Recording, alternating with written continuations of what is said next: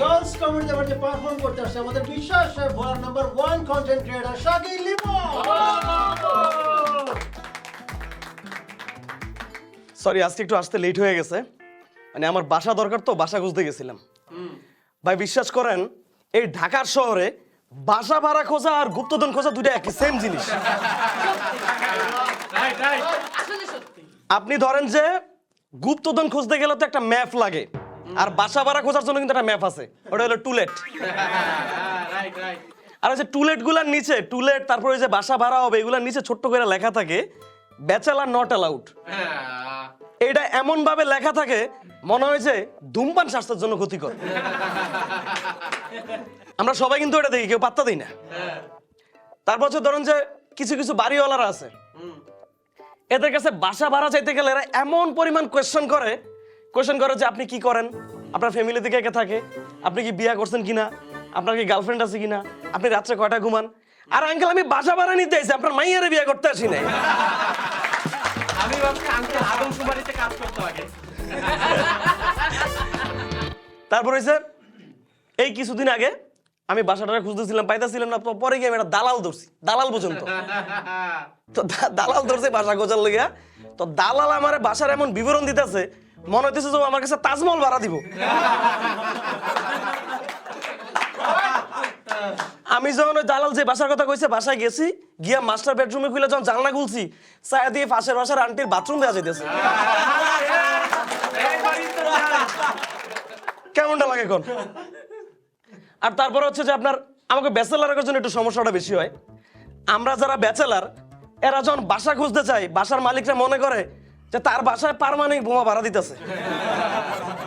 মালিক সবসময় টেনশনে থাকে কোন সময় বাসা বসে সব উড়ে দিই আমরা।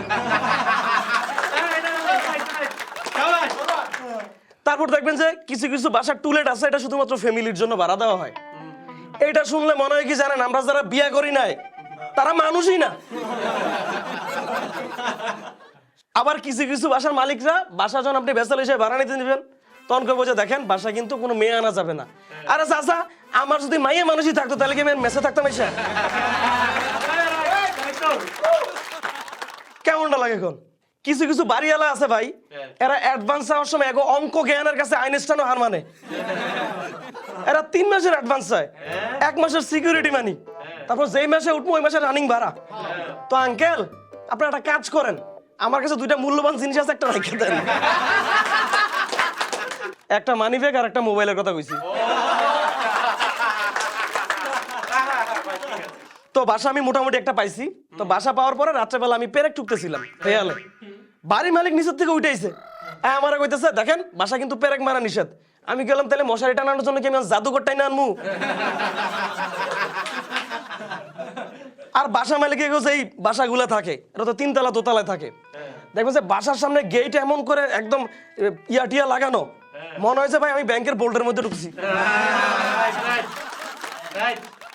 তো গত নির্বাচনের সময় আমি একটা বাসায় ভাড়া থাকতাম। তো ওই বাসার যে মালিক আমার লগে খারাপ ব্যবহার করছে, আমি বাসার মালিকের লগে 3 মাস ধরে তার লগে ভালো সম্পর্ক করছি। আমার টার্গেট ওর একটা উচিত শিক্ষা দিব। আমি ওরে বুঝে শুনে নির্বাচনে দাঁড় করাইছি। এর পরের মাসে আমরা দুজন আরেক বাসায় ভাড়া থাকি।